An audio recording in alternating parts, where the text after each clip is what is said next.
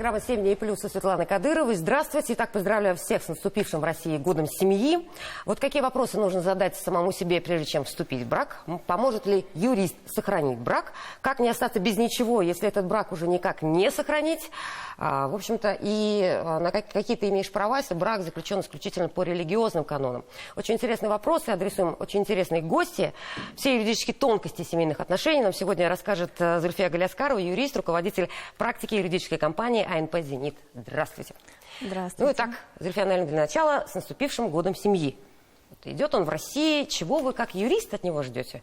Чего ждете как гражданин и чего ждете как супруга и мама? Этот год – это далеко не первый год, который в России объявлен был годом семьи. 2008 год был тоже был год семьи, и именно этот год ознаменовался принятием ряда очень важных законов. Во-первых, был создан фонд поддержки детей, оказавшихся в трудной жизненной ситуации в 2008 году, и сейчас это самый крупный, да, это самый известный фонд, который помогает детям. Можно получить грант этого фонда, и выделяются там существенные деньги. Во-вторых, был принят закон, который регулировал отношения опекунов, попечителей и подопечных. И вот сейчас все эти отношения строятся вот на основе того закона, который был принят в тот год семьи.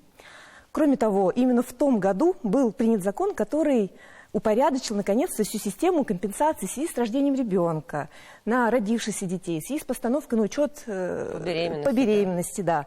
И мы все эти годы живем по тому закону. И поэтому очень хотелось бы, чтобы вот этот год тоже был ознаменован такими яркими законодательными инициативами, чтобы были приняты законы, которые, по исполнению которых, да, будет оказана поддержка семьям, детям. Даже если сказать смелее, может быть, наконец-то будет принят закон, который о профилактике семейно-бытового насилия, который с 2019 года лежит в Госдуме, никак не решается его принять. Да. Может быть, на уровне нашего региона, на фоне Татарстана, на уровне Татарстана будут приняты законы, которые также предусмотрят какие-то дополнительные льготы семьям и детям. Потому что у нас в Татарстане, к сожалению, каких-то региональных особенных льгот нет. Только то, что предусмотрено федеральным законодателем. Возможно, все-таки республика инициирует, да, какие-то еще дополнительные свои стимулирующие меры. А вот как гражданин, чего ждете? Или как мама и супруга? Ну, как мама и супруга, у меня каждый год семьи. Так, это же здорово. Да, и если в отношении детей...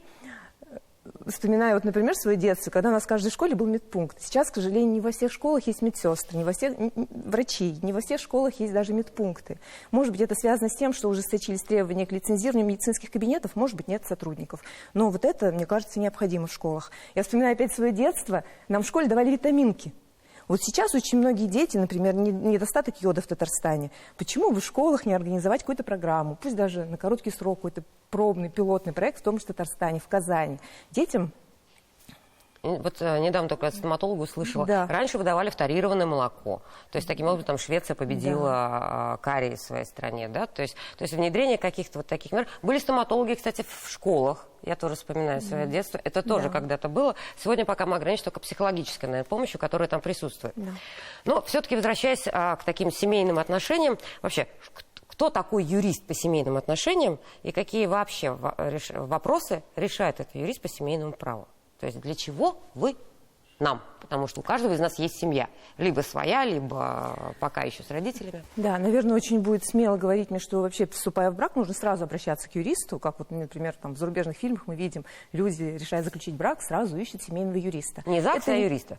Да, и юристы, и ЗАГС. Это не очень близко нашему менталитету. И, конечно, когда молодые люди создают семью, они не думают о юристе. Но есть определенные ситуации, когда я советовала бы задуматься об этом. Во-первых, когда у людей, которые хотят вступить в брак, есть собственный бизнес.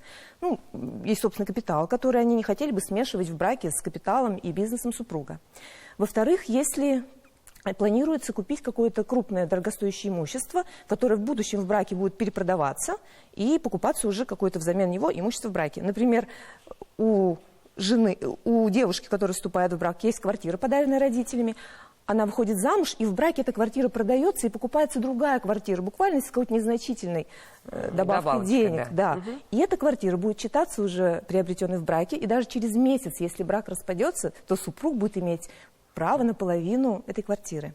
Ну и, конечно, хотелось бы посоветовать обращаться к юристам в тех случаях, когда брак заключен с иностранцем, потому что нужно понимать, как этот брак будет признаваться в другой стране, какие права будут иметь дети, если и как нужно будет легализовать этот брак в другой стране, если пара надумает переехать. И нужно обязательно обращаться к юристам, когда кто-то из будущих супругов заключил договор долевого участия, то есть приобрел в ипотеку на длительный срок кредита квартиру. Вот эти вопросы нужно урегулировать до брака. Я представляю, молодой человек делает предложение девушке. Девушка говорит, сначала к юристу, потом в ЗАГС. Какая-то меркантильная, скажем, молодой человек и так далее. Но, в принципе, насколько сегодня тренд на обращение к юристам по семейному праву? Больше людей становится? Больше желающих юридически определиться в браке? Это вообще нормальная практика?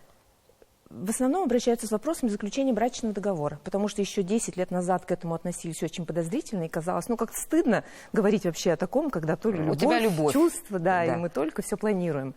Но если есть что делить... после уже поздно, да? Да, но сейчас молодежь особенно, или люди, у которых есть определенный капитал, состояние, которым есть что потом делить, они понимают после консультации с юристом, что в будущем процесс раздела имущества займет очень много сил, трат, юристы дорогие, судебные расходы. Например, даже чтобы подать в суд заявление о разделе имущества, нужно провести оценку всего имущества. То есть это уже десятки тысяч рублей, не считая длительного срока рассмотрения дела в суде. Если заключили брачный договор, то порядок раздела имущества определили сразу, договорились на берегу, и потом это будет делать гораздо проще, процессуально и быстрее. А что, в принципе, можно заложить в брачном договоре? Я понимаю, что какие-то финансовые, да, обязательства. А что еще? Вы, допустим, как юристы, вы бы порекомендовали? Вот вы понимаете, абсолютно верно, потому что многие, насмотревшись фильмов зарубежных, думают, что в брачный договор можно все заложить. И штрафы за измену, запрет жене работать или наоборот, там, как дети будут учиться, какое образование получать. Муж оказался абьюзером, там, я не знаю, то есть да. В случае абьюзивных нападок, прошу...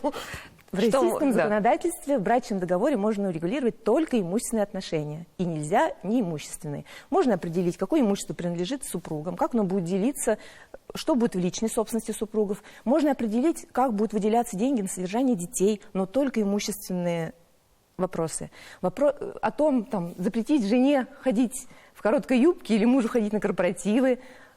На рыбалку с друзьями. Да, это установить какие-то штрафы за какое-то поведение, которое не нравится второму супругу. Установить режим... За забытый день рождения, годовщину свадьбы? Нет.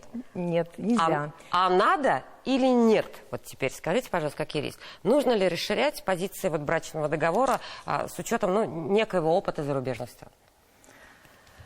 Или вполне нормально это регулируют другие законопроекты и просто этика и психология семейной жизни? Если мы разрешим регулировать другие вопросы, брак это все-таки, когда люди вступают в отношения, не создавая друг перед другом неимущественных обязательств. Это вот как при приеме на работу, да, такие есть этика компании, корпорации, либо еще что-то. Здесь мы подписываем документы, условно, что мы понимаем миссию компании и так далее. А вот в семейной жизни это просто договариваться на берегу, да? Я правильно поняла?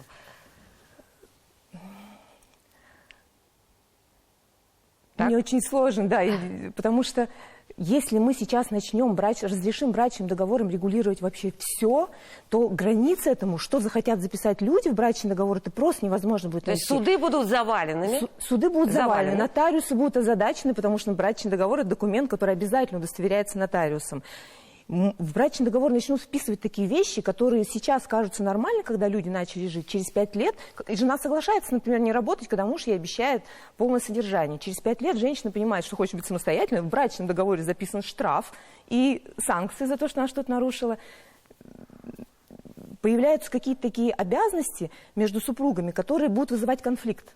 Сразу, да? То есть это будет искры такие заложены, из которых очень это легко будут просто бомбы заложенного действия, которые потом будут выстреливать вперед всей жизни, будут сказываться на детях, будут сказываться на отношениях вот таких неимущественных в семье, на эмоциональном состоянии супругов. Потому что когда все друг друга любят, женщина или супруг, они всегда готовы идти на уступки. Тебя как поместили в клетку со всеми определенными правилами кормления, ухода, питания и заботы, да? То есть ты не можешь, там нет ни свободы, ни доверия, ни уважения, о которых мы, наверное, вот на чем базируется. Хотя и брачный договор, вроде бы стороны договорились, пришли к нотариусу, записали как они между собой делят имущество. Но разделить так, что, например, одному достается все, а второму супругу ничего, тоже нельзя. Во-первых, не пропустят в нотариус, во-вторых, такой договор можно признать недействительным в суде.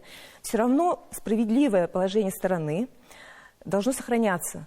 И ни одна из сторон не может лишаться всего, что она имела бы, если бы, например, не было такого брачного договора. Видите, даже в имущественных отношениях государство вмешивается на уровне нотариусов, на уровне судов и говорит, между собой договаривайтесь, но придерживайтесь рамок, придерживайтесь каких-то социальных норм. Но если мы отдадим брачному договору на откуп любые иные имущественные отношения, как определить ту грань, которая ставит в унизительное положение или, например, другую сторону, да. А поэтому... кто тогда регулирует вот эту справедливость в брачном договоре? Юрист говорит, что все-таки тебе 25, тебе 75, вроде по справедливости, да? Или в конечном итоге это тоже через суд? Какой путь проходит брачный договор, прежде чем, в принципе, быть узаконенным, как и отношения в браке?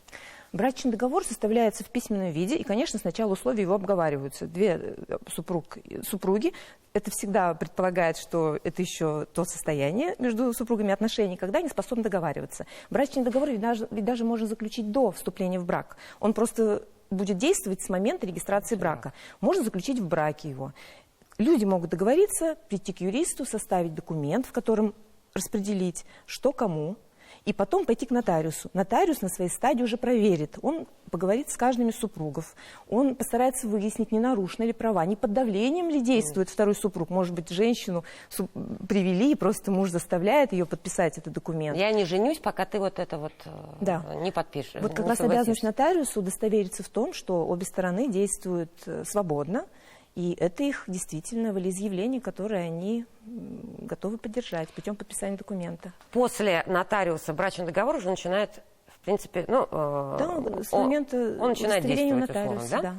Да. Много ли таких историй, когда люди до брака решили заключить брачный договор, в итоге, до брака так и не дошли после того, как составляли брачный договор? Брачный договор вступает в силу только с момента регистрации брака. Поэтому, если они заключили брачный договор, он просто не вступает никогда в силу. Ну и порой, может быть, брачный договор – это как некая такая проверка, да, людей на взрослость и на зрелость. Нет? У вас нет такого ощущения? Если люди в состоянии договориться при составлении брачного договора, значит, брак будет крепким. Нет такой приметы у юристов?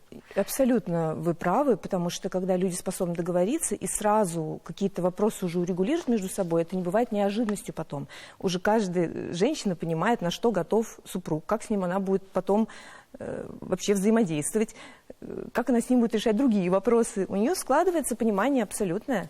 Тем более, когда мы, юристы, с ней встречаемся, мы объясняем, какие последствия будут, что нельзя, например, лишать одну из сторон того, на что бы она имела право. И в этом случае, если мужчина там рвет, у нас был случай, когда мужчина просто порвал и сказал, если так нельзя, то я вообще ничего не буду делать. Ну, жены, наверное, да. Но это тоже показатель. Это тоже показатель, зрелости и готовности к браку в этой ситуации. Да. А в принципе, с консультацией по семейному праву кто обращается? В каком состоянии? Вероятнее всего, это чаще в разводном, да, уже, я так понимаю. С какими вопросами? Женщины, мужчины? Кто инициирует поход к юристу? Я не скажу, что кто-то из представители полов чаще обращается к юристам. И не только же о разводе возникают проблемы. Да, когда в семье все хорошо, тогда в основном это вопросы раздела имущества. Когда сразу стороны хотят определить, например, у мужа есть бизнес, он готов оставить бизнес за собой, потому что он рискованный, и он не хотел бы, если что-то случится с бизнесом, совсем лишить там, семью, жену, вообще всего имущества. Поэтому он личный бизнес, хотя он и, может быть, дороже стоит, он оставляет за собой, а жене, например, в ее личное имущество поступает квартира, где она проживает с детьми, еще какое-то имущество. Это гарантия для дача. Матери с ребенком. Да. Когда в семье возникает конфликт, конечно, вопросов больше. Во-первых, это вопросы развода. Развод может быть оформлен в ЗАГСе или в суде. Если развод оформляется в суде, то он обычно сопряжен с тем, что уже стороны не смогли договориться. Кто-то из них не хочет развода, кто-то будет сопротивляться, не приходить в суд. Это вопрос элементов. Всплывают все обиды, нужно искать доказательства. Мужья ищут доказательства того, что они действительно выделяют деньги, жены добиваются взыскания алиментов в максимальной сумме, если, например, у мужа нет какого-то постоянного, стабильного дохода, который подтверждается документально. Кроме того, это вопросы определения порядка общения с ребенком, места жительства детей. алиментные обязательства по отношению не только к ребенку, а и к жене. Вот, кстати, многие, наверное, из наших зрителей не знают, что правом на алименты обладают не только дети, да. Ну и жены. В 22 году был принят закон, который... И вот не только жены, потому что в 22 году был принят закон, в Семейный кодекс были приняты изменения. Теперь правом на алименты обладает любой из супругов, в том числе мужчина, который фактически осуществляет уход за ребенком до достижения 3 лет. Уравняли в этом праве и мужчин, и женщин. Очень часто с семейным правом мы связываем вопросы наследственного планирования и наследственного права. Потому что все, наверное, помнят бизнесы, которые были созданы в 90-х годах, в то время молодыми, здоровыми людьми. В 2010 году, в 2020 году эти люди повзрослели, и, как бы это ни звучало грубо, они умирают. Да. Они умирают. Да. Остается большой круг наследников. Это и дети от предыдущих браков, и дети в новых семьях. Они начинают раздирать этот бизнес, и в результате чего... И бизнес, да. И человек умер, и бизнес разрушился. И люди уходят в многолетние суды. Поэтому вопрос наследственного планирования сейчас это вот тот вопрос, с которым люди, обладающие определенным капиталом, обладающие определенным бизнесом, они обращаются. Они хотят сразу заранее предусмотреть, что кому будет полагаться в случае их смерти, и как защитить права детей. Вот, кстати, расскажу случай. К нам обратилась семья, довольно состоятельная, и у них был вопрос: 4 детей, и один из детей болен ДЦП. И они говорят: мы умрем, мы же взрослые, мы не хотим, чтобы этого ребенка, братья и сестры сейчас к нему хорошо относятся, но пройдет время, и они могут про него забыть или обидеть в каких-то вопросах. Что сделать? Как так составить завещание? Что еще можно сделать? Какие есть механизмы, чтобы этого ребенка, какой-то определенный капитал за ним сохранить и обеспечить ему поддержку? Ну, постоянные выплаты его жизни. Да. Угу. Это тоже возможно. Конечно, мы разработали для них систему, как это лучше сделать, какие документы нужно оформить, и они воспользовались этим. Хорошо. В принципе, очень много, самые частые вопросы, наверное, все равно, где будет проживать ребенок, да, после развода. И если сегодня, достаточно ли в России законодательной поддержки, потому что мы видим очень много конфликтов между мужьями и женами уже разведенными, да, один увозит ребенка туда, другой не дает видеться, похищение детей в том числе. Нужны ли какие-то дополнительные законодательные акты, либо в принципе сегодня все регулируется вполне нормально? И что грозит, в принципе, как родителям в этой ситуации найти баланс и не травмировать ребенка из чувства мести, да, друг другу? Да, на самом деле очень часто те ухудшившиеся отношения между мужчиной и женщиной, они сказываются на ребенке. И жена, она для того, чтобы отомстить мужу, скорее запрещает ему общаться с ребенком. И именно с запросом об определении места проживания ребенка и о порядке общения с ребенком обращаются мужчины. Я, как женщина, конечно, считаю, что все-таки до определенного возраста ребенок должен проживать с матерью. То есть лет до 7, до 8, до 10 действительно маму никто не заменит. Как бы отец не претендовал на то, что у него есть материальные условия, что у него есть лучше квартира и лучше возможности для обучения ребенка, дорогостоящего обучения. И суды тоже придерживаются такого же мнения, и чаще всего дети остаются с матерью.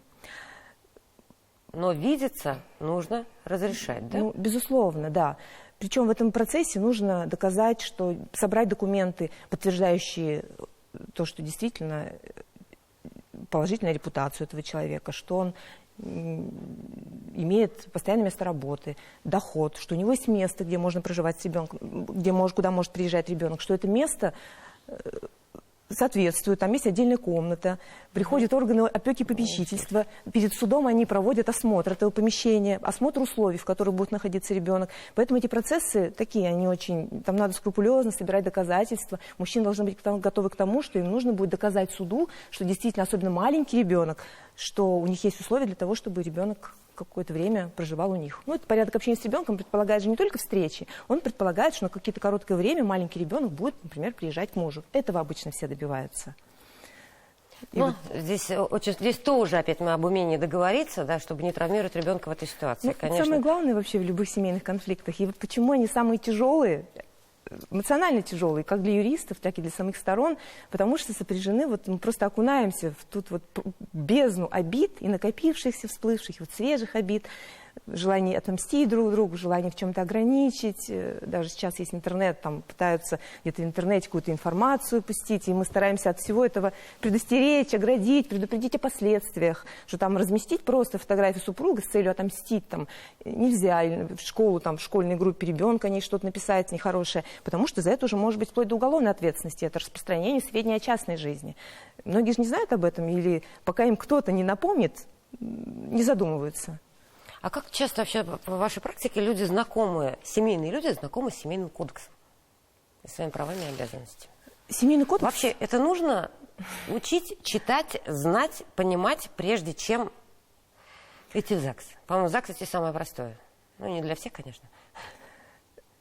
Вряд ли будет польза, когда человек перед походом в ЗАГС просто прочитает семейный кодекс. Потому что сколько его не читай, но пока у тебя не возник конкретный вопрос, ты не будешь знать, что прочитать кодекс. Он написан для юристов, он используется юристами. На самом деле семейное право одно из самых консервативных, и из советского времени там не так много изменилось. Институт брака, как он регулируется, какие права и обязанности родителей по отношению к детям, детей по отношению к родителям. Это много лет, ничего не меняется, и люди просто наслышаны, из фильмов даже, из тех же, в общении друг с другом, об общих правилах. Ну а вообще, а вот о семье же, о правах в семье и так далее. Вот вы сегодня очень много интересного говорите. Может, на самом деле вот инициативу в Татарстане прилагают семьеведение, да? Уроки да. в школах, просвещение. А вот надо или не надо? Потому что вы сейчас, на самом деле, рассказываете вещи, которые, мне кажется, опубликовал в чате не очень хорошую информацию. Моя супруга такая-то, такая-то, да?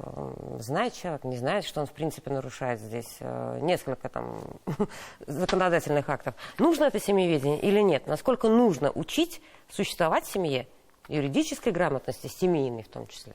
Любые знания, они всегда только на пользу. Как финансовой грамотности, вот говорят же много о том, что нужно с детства ребенку учить финансовой грамотности. Правовой грамотности учить не менее важно. Потому что, чтобы понимать ту границу, что можно, тем более законы ужесточаются каждый год, но это во всех странах, и в России не исключение, права, то есть жизнь человека, она становится все более зарегулированной. И поэтому жить так, чтобы ничего не нарушать, это нужно уметь, нужно с детства привыкать к этой мысли, что нельзя, например, мусорить на улице, что нужно дорогу переходить на зеленый свет, что нельзя про другого человека рассказывать какие-то там неприятные вещи, более того, клеветнические вещи. Поэтому таким вещам, конечно, нужно учить. Семьеведение, отношениям в семье, далеко не все дети воспитываются в полных семьях. Это только во благо, да? То есть, да, если год семьи в Татарстане хотя бы отметится введением вот этого предмета. Еще, например, можно назвать 5 юридических нюансов, которые должен знать каждый, кто пребывает в так называемом гражданском браке. То есть, когда отношения все-таки до ЗАГСа не дошли, но при этом люди очень долго проживают вместе. Гражданский брак, юридические сожительства, он означает, что никаких обязательств, которые вот как раз регулируются семейным кодексом, семейным правом, между мужчиной и женщиной не возникли. Соответственно, не возникает общего имущества супругов. Все, что приобретено вот в таком гражданском, так называемом браке, считается приобретенным тем супругом, на кого оно оформлено. Если квартиру купили оба, проживая, например, 10 лет и тратя общие деньги на нее, она будет принадлежать тому, на кого записано. Поэтому в таких случаях рекомендуем хотя бы записывать ее в долях сразу. Между собой определить доли и сразу выделить доли. При приобретении, да. И детям тоже, да. Например. Соответственно, когда люди расходятся, ни о каком разделе имущества быть не может общенажитого. Можно какие-то подавать иски о неосновательном прикладывать чеки и так далее, так далее. Да, там выделять долю из общего имущества уже не по семейному кодексу, а по гражданскому кодексу. Но это очень долгие процессы. В общем, и я фактически чужие люди. Да. Брачный договор при сожительстве никак? Нет, брачный договор вступает с момента регистрации брака. Второй момент – это дети. Если ребенок рождается в браке, то автоматически отцом записывается тот супруг, женщина, которая родила. Если ребенок рождается в гражданском браке, то записывается мать, а отец записывается только ли с его согласия, или отцовство нужно будет устанавливать в судебном порядке. Третье – это пособие. Вот сейчас мы, например, почему столкнулись, когда началась СВО, что массовый рост регистрации браков, потому что те, кто жил в гражданском браке, да, они просто поняли, что если что-то случится, предусмотренные законом пособия, компенсации, просто они не смогут получить. И вот в гражданском браке, конечно, да. Вот этот минус скорее. Да. Хорошо. Еще один момент. При браке заключенном, очень коротко, только на религиозных канонах, он имеет какое-то право на жизнь юридическое?